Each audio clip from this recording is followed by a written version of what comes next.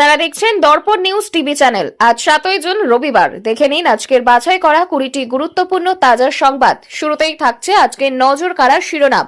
প্রতিদিন এমন নির্ভরযোগ্য খবর পেতে আমাদের চ্যানেল সাবস্ক্রাইব করে সাথে থাকুন। আর ভিডিওটি ভালো লাগলে অবশ্যই একটি লাইক দিন।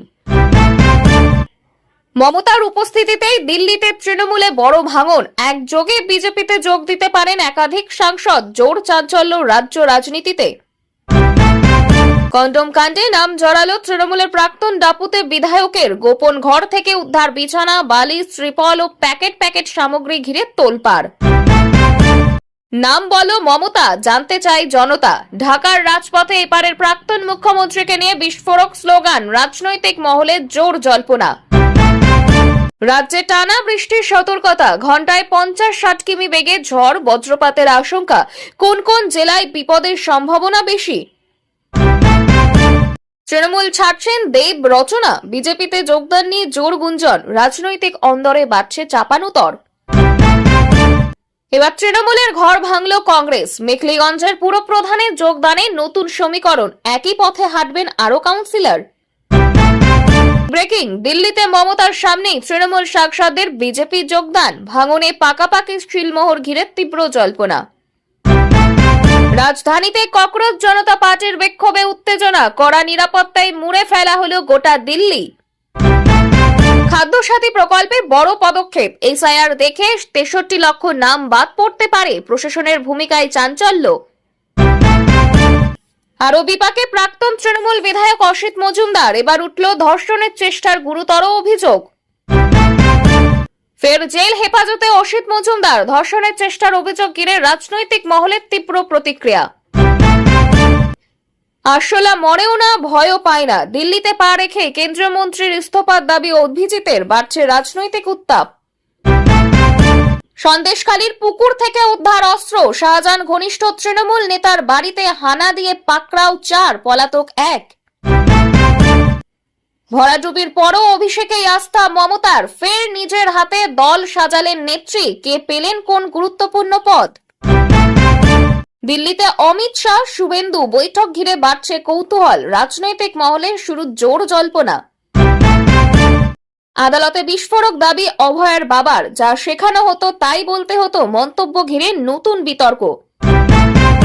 আবাসের বাড়ি পাইয়ে দেওয়ার নামে কাটমানি। বরঙ্গায় গ্রেপ্তার তৃণমূলের 4 নেতা। চাঞ্চল্য এলাকায়। 7 বউ 5 রাজপ্রাসাদ, 500 কোটি সম্পত্তি। তৃণমূল কাউন্সিলরের বিলাসবহুল জীবনযাপন ঘিরে তোলপাড়। বন্দুক দেখিয়ে ইট চুরির অভিযোগ। শান্তিনিকেতন থানায় এবার অনুব্রত মণ্ডলের বিরুদ্ধে দায়ের এফআইআর। 18 সাংসদ দল ছাড়বেন। জল্পনার মাঝে তড়িঘড়ি দিল্লি গেলেন অভিষেক। রাজনৈতিক অন্দরে বাড়ছে রহস্য। এতক্ষণ শুনছিলেন সংবাদ শিরোনাম। এবার আসছি বিস্তারিত খবরে। মমতার উপস্থিতিতেই দিল্লিতে তৃণমূলে বড় ভাঙন। একযোগে বিজেপিতে যোগ দিতে পারেন একাধিক সাংসদ। জোর চাঞ্চল্য রাজ্য রাজনীতিতে। দিল্লির রাজনৈতিক মহলে হঠাৎ করেই তীব্র চাঞ্চল্যের সৃষ্টি হয়েছে তৃণমূল কংগ্রেসকে ঘিরে। সূত্রের খবর, আগামী কয়েকদিনের মধ্যে দলের একাধিক সাংসদ বিজেপিতে যোগ দিতে পারেন বলে জোর জল্পনা শুরু হয়েছে। সবচেয়ে তাৎপর্যপূর্ণ বিষয় হলো, এই রাজনৈতিক টানপোড়েনের মাঝে দিল্লিতে উপস্থিত হয়েছেন তৃণমূল নেত্রী মমতা বন্দ্যোপাধ্যায়। ফলে গোটা ঘটনাকে কেন্দ্র করে রাজনৈতিক মহলে উত্তেজনা ক্রমশ বাড়ছে। দলীয় সূত্রের দাবি, কয়েকজন সাংসদ দীর্ঘদিন ধরে কেন্দ্রীয় নেতৃত্বের সঙ্গে যোগাযোগ রাখছিলেন। রাজ্যের সাম্প্রতিক রাজনৈতিক পরিস্থিতি, সাংগঠনিক দুর্বলতা এবং অভ্যন্তরীণ গোষ্ঠীদ্বন্দ্ব নিয়ে তাদের মধ্যে অসন্তোষ তৈরি হয়েছিল। যদিও তৃণমূলের শীর্ষ নেতৃত্ব প্রকাশ্যে এই সমস্ত জল্পনাকে বিরোধীদের চক্রান্ত বলেই উড়িয়ে দিয়েছে। অন্যদিকে বিজেপি শিবির থেকেও রহস্য বজায় রাখা হয়েছে। দলের এক কেন্দ্রীয় নেতা ইঙ্গিতপূর্ণ ভাবে বলেন, বাংলার রাজনীতিতে খুব শীঘ্রই বড় পরিবর্তন দেখতে চলেছে মানুষ। এই মন্তব্যের পর থেকে রাজনৈতিক মহলে জল্পনা আরো তীব্র হয়েছে। বিশেষজ্ঞদের মতে, যদি সত্যিই একাধিক সাংসদ দল ত্যাগ করেন, তাহলে লোকসভা ভোটের আগে তা তৃণমূলের কাছে বড় ধাক্কা হতে পারে। ইতিমধ্যেই বিরোধীরা দাবি করতে শুরু করেছে তৃণমূলের ভিত নড়ে গিয়েছে এবং দলের বহু নেতা ভবিষ্যৎ নিয়ে অনিশ্চয়তায় ভুগছেন।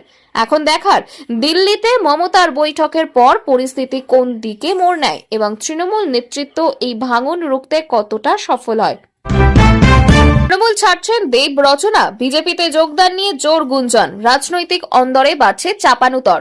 রাজ্য রাজনীতিতে ফের নতুন করে জল্পনার পারদ চলল অভিনেতা সাংসদ দেব এবং জনপ্রিয় অভিনেত্রী রচনাকে ঘিরে রাজনৈতিক গুঞ্জন।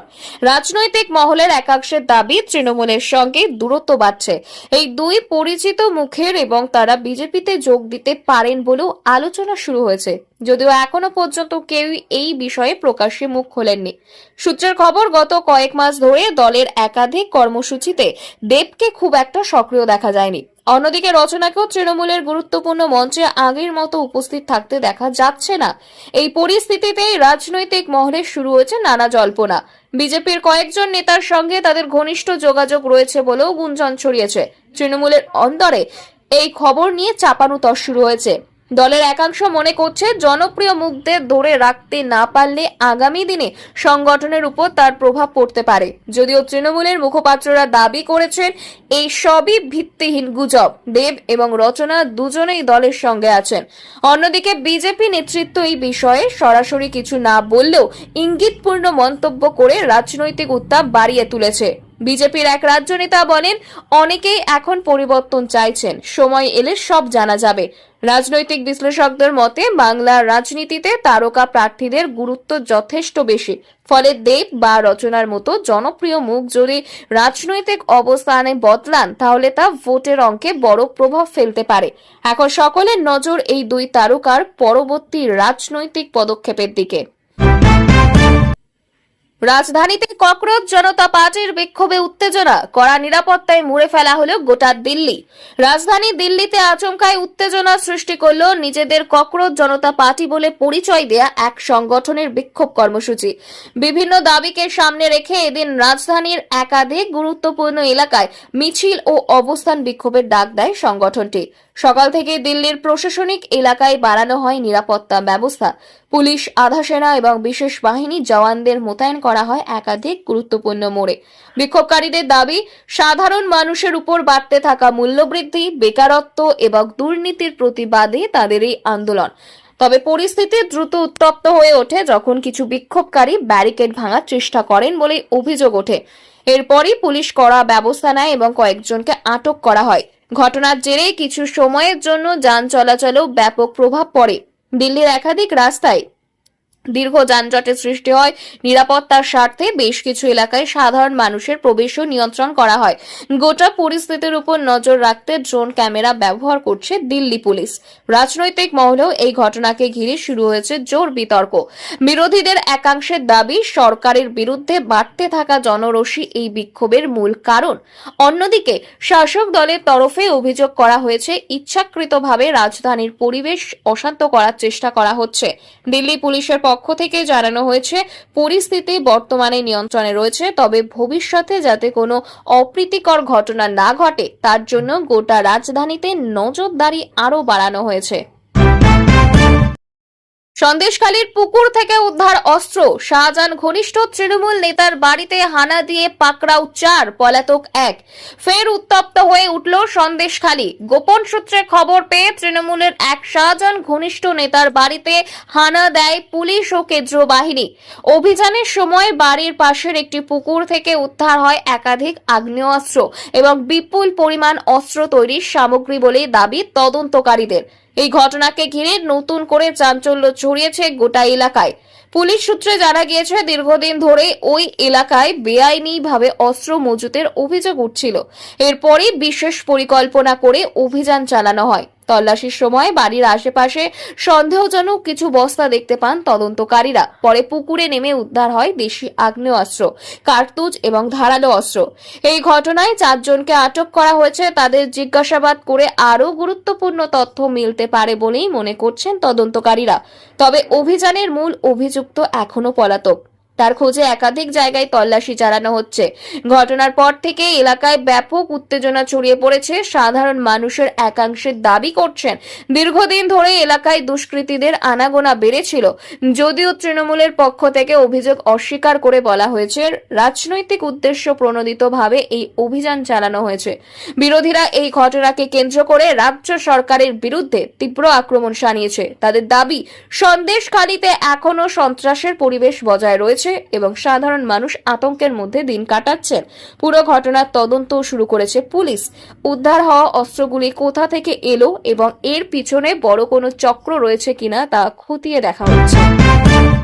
ভরাডুবির পরও অভিষেকেই আস্থা মমতার। ফের নিজের হাতে দল সাজালেন নেত্রী। কে পেলেন কোন গুরুত্বপূর্ণ পদ?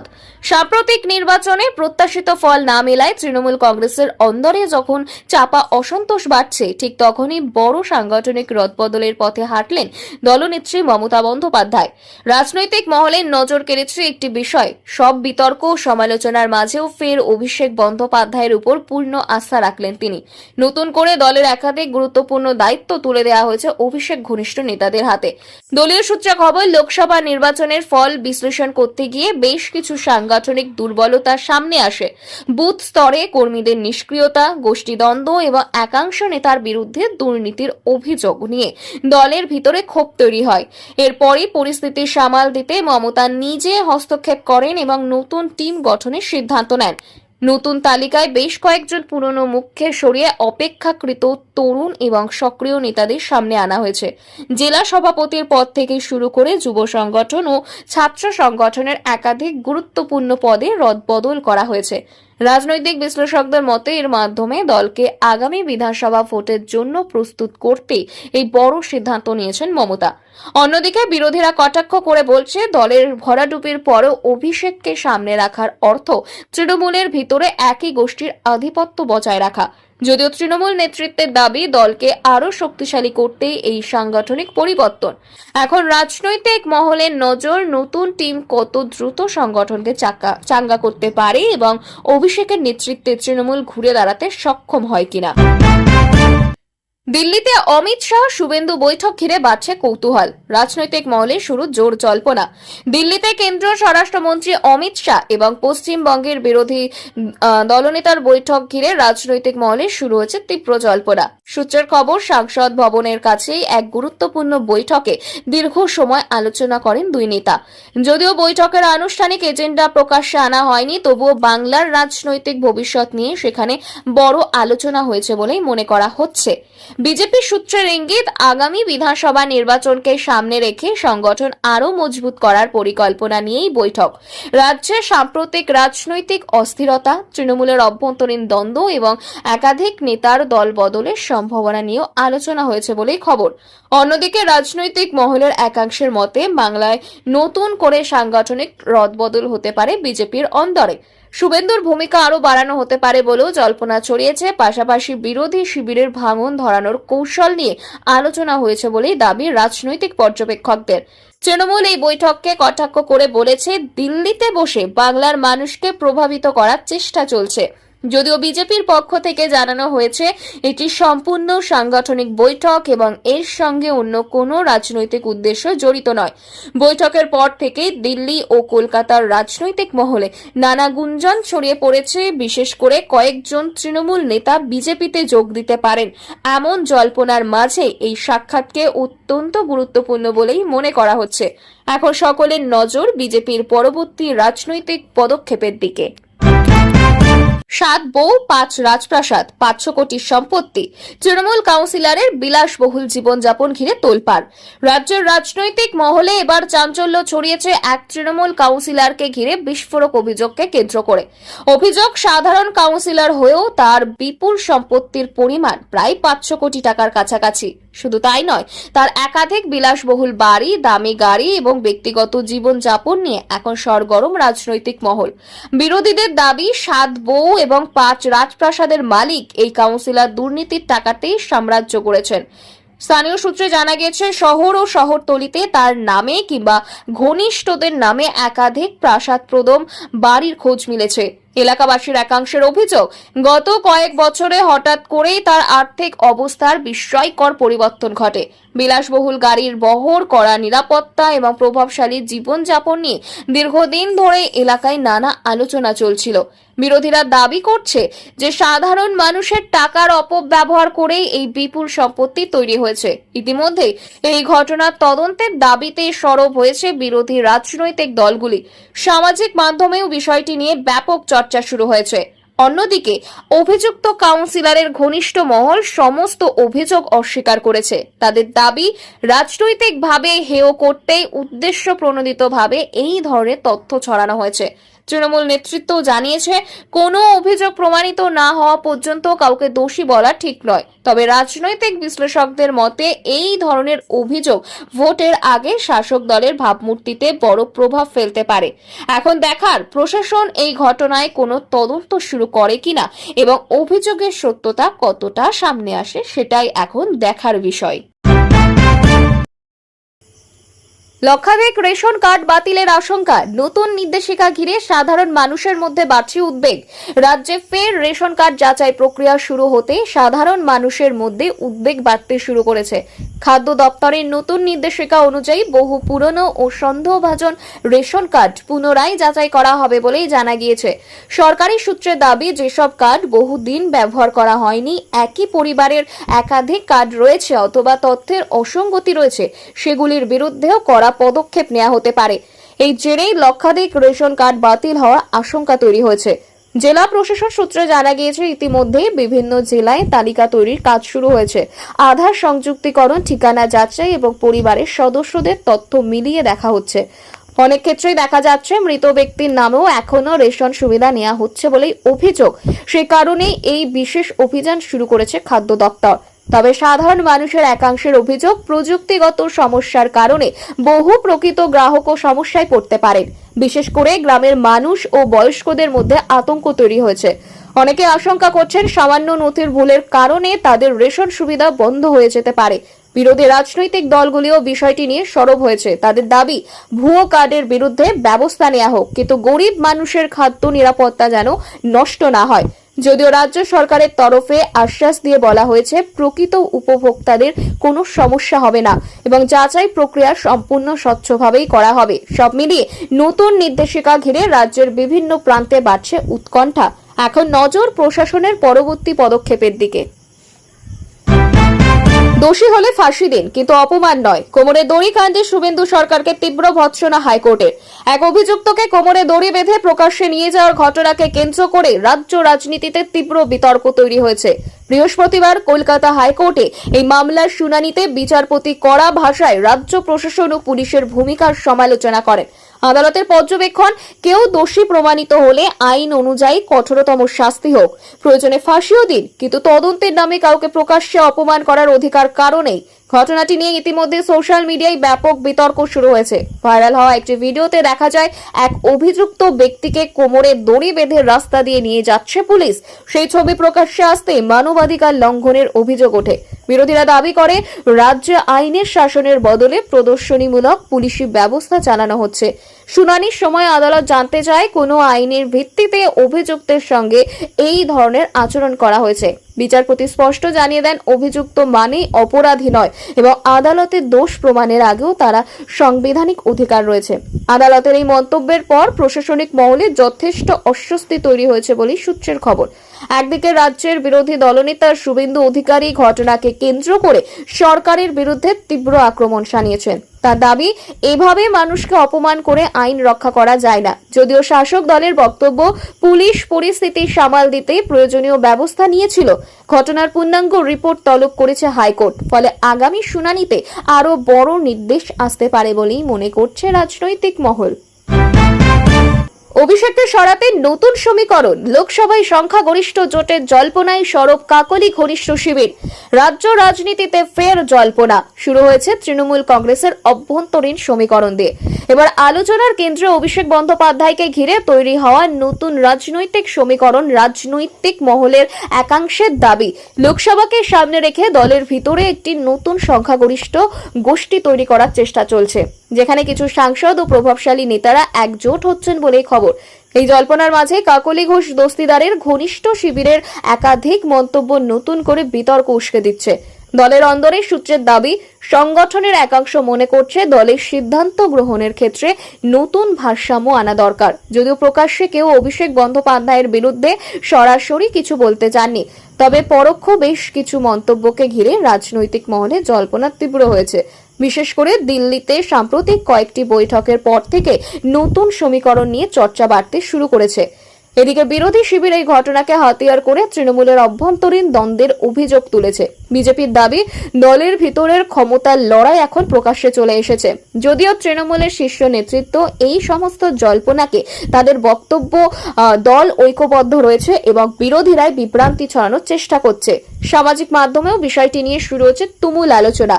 রাজনৈতিক বিশ্লেষকদের একাংশ মনে করছেন, আগামী কয়েক মাসে দলের সাংগঠনিক রদবদল বা রাজনৈতিক অবস্থান অনেক কিছু স্পষ্ট করে দিতে পারে। সব মিলিয়ে অভিষেককে ঘিরে তৈরি হওয়া এই নতুন রাজনৈতিক সমীকরণ এখন রাজ্য রাজনীতির অন্যতম বড় আলোচনার বিষয় হয়ে উঠেছে।